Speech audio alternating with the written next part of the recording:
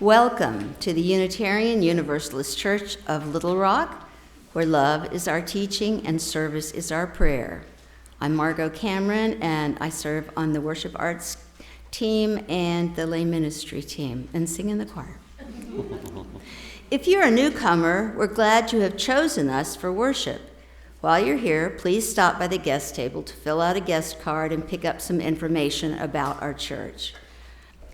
I now invite Jan Bowen to come forward to light the chalice and lead us in our affirmation of covenant, which is printed in your order of service.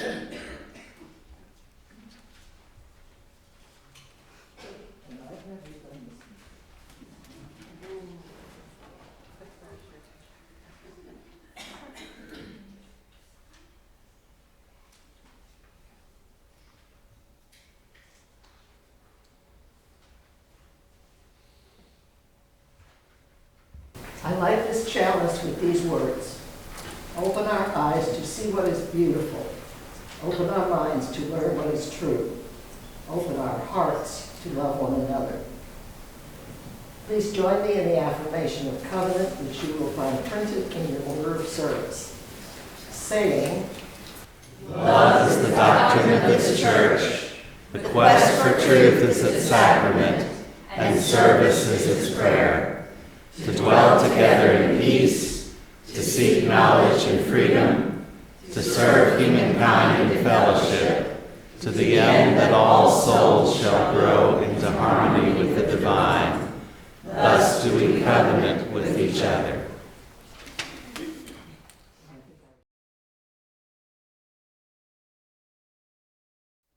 Well, today is the day.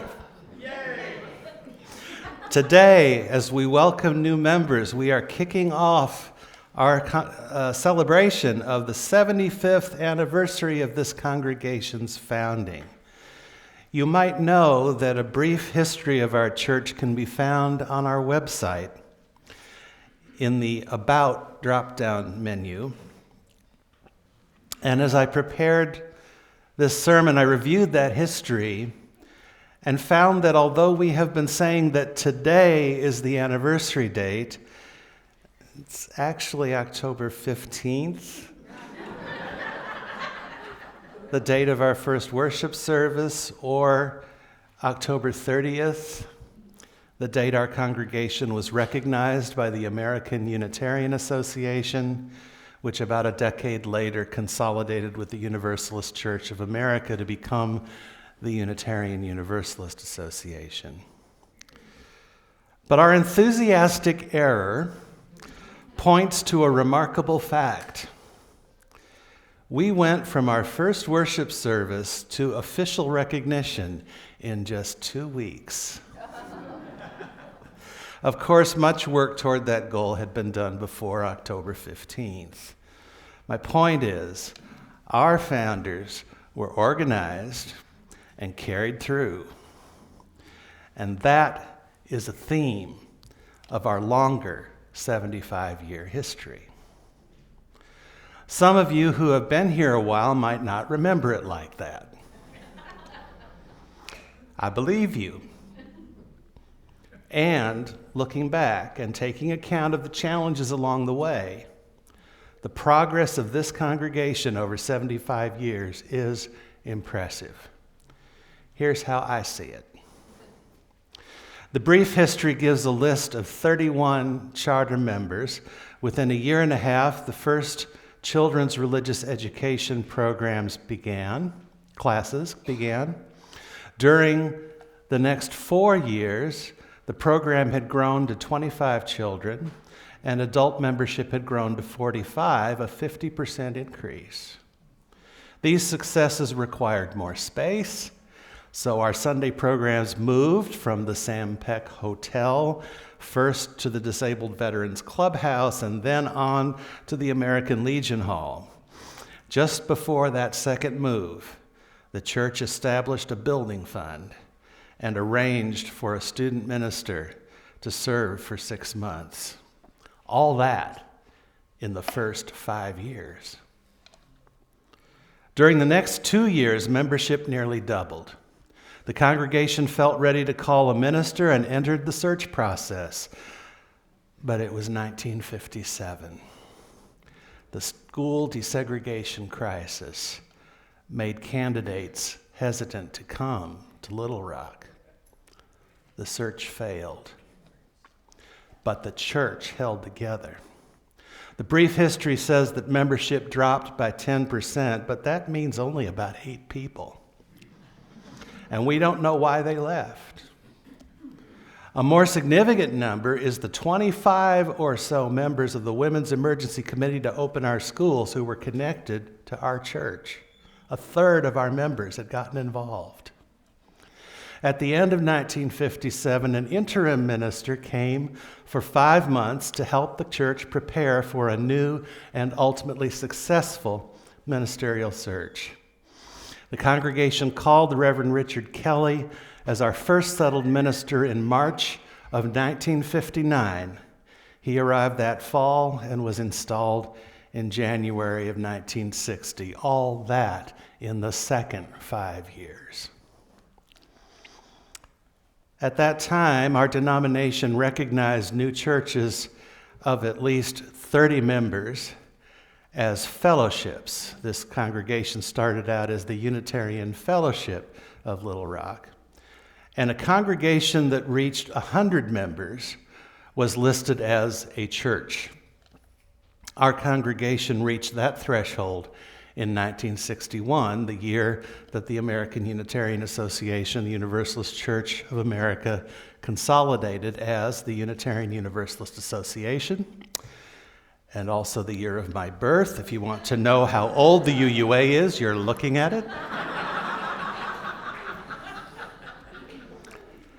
After that, the church grew steadily, reaching 200 members in the early 1980s, according to our records. More recently, over the last decade, our membership has been pretty stable at somewhere between 120 and 130. And there's nothing wrong with that. The tenure of settled ministers at this church is also a story of stability. All of our settled ministers so far have served about 8 years. Ministerial tenure has been the subject of study, and there's literature about it. The reason the specialty of interim ministry arose is that a painful pattern was observed, and this was across denominations across the country. Some ministers served only about 3 years and then either resigned or were forced out. It was found that most often this happened because the congregation had not discerned together what they wanted in a minister, and so they hadn't heard each other and understood or reflected upon their expectations. This not only shortened these ministers' tenures, but created conflict in the congregation. Interim ministry is about fostering self-assessment and careful discernment to avoid that pattern. In 1958, this congregation was an early adopter of this kind of help. As a specialty, interim ministry developed, and again, across denominations, not just for UUs, from the late 1960s on. So it's 10 years later, it really began to catch on as an intentional form of ministry.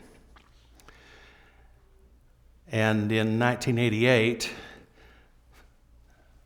another 10 years, or 20 years, an organization called the Interim Ministry Network was established to provide standards, training, and accreditation for that specialty. The literature on ministerial tenure also identifies the 7th year of a ministry as another critical point. The story about that is, to last more than about 7 years, a minister has to reinvent themselves every 3 years or so by leaning into an aspect of ministry that they had seemed not to be as engaged in. You know how some ministers seem to be all about social justice or all about teaching, and others all about pastoral care. That is, these are either their actual strengths or they're the things that they seem most passionate about. If they stay that kind of minister, after about 7 years, it can feel like we're all running along the same tracks and we all start to feel like we've done all we can do together. And so it runs its course and the minister moves on. But if as the minister you intentionally lean in to the practice and aspects of ministry that you haven't been as focused on, not only attending to them as needed, but also talking about how best to engage them and what values they represent and what they have to do with spiritual growth, then you're modeling personal growth and reflection, and you become a walking invitation to church members to become engaged in church life as a shared ministry. And everyone grows in that way that Krista Tippett described in the reading. We become more real with each other and curious about each other and compassionate toward each other and able to grow together. We become more the beloved community, the community that cares and grows together, the community where we are safe being our imperfect selves, safe even to make mistakes. The cases I know about where a minister or clergy couple has served the same congregation for somewhere between 10 and 30 years, that was the dynamic that sustained them. Another feature of our church's history is the longevity of our programs. We've been doing small group dinners since the 1970s. We've been going to Buffalo River on Memorial Day weekend since the late 1980s. We've been serving meals at our house about that long, too. We've had partnerships with local elementary schools, as we mentioned earlier, first at Garland, then at Stevens, and now at McDermott, since at least the 1990s. Young at Heart, second Sunday veggie potlucks, blessing the animals, that's next Sunday. Bring your pet or a picture. All of those have been traditions here for something like 20 years, give or take. All of them well-attended occasions for closer connection among us. Another strength of our congregation is stewardship. It seems to me we raised the money for this piano in no time last year. The fact that we have a substantial and well-managed endowment fund is very impressive for a congregation this size. And according to the brief history, we have had successful capital campaigns to acquire, maintain, or expand these facilities in 1963, in the mid-'80s, and again in 2018. When we went ahead with renovation during the pandemic, providing employment during that economically hard time, again, when things closed down, we reached out. As we celebrate our past this year, what we really want to do is look ahead. So I will close by saying that I believe our strength for the future is indicated by our past. Before we had the guiding words we use today, that love is our teaching and service is our prayer, and that love is at the center of our values, even through times of hardship or internal conflict, we leaned into a love that was a bridge between us to care and to grow together. At our beginning in the 1950s, our internal conflicts reflected those in the larger Unitarian culture of the time. Were our Sunday gatherings worship or occasions for rational discourse? Were we about making a difference to ourselves or the world? The brief history says that regarding the first question, we focused on whether or not to light a candle. Regarding the second, the school desegregation crisis clarified matters for us. These were misleading questions. My colleague Erica Hewitt likes to call the act of engaging such questions fake fights. The answer in each case to each question was both. We chose to engage in traditional church activities because these support both our spiritual nature and intellectual growth and help us to make a difference both to ourselves and to the world. We didn't articulate it that way at the time, maybe, but that describes what we did. What we did was put love at the center and make our life together in this congregation a prayer in action. I think if we keep that up, we'll do just fine. So may it be. Amen.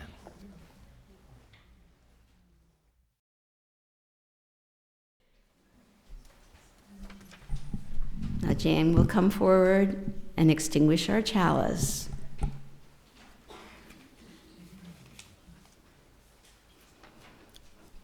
Please join with me in saying our closing words. Out into the world in peace, have courage, hold on to what is good, return to no person evil for evil, strengthen the faint-hearted, support the weak, help the suffering, honor all beings. And may we keep up the good work, the good play, the good trouble, and the good love.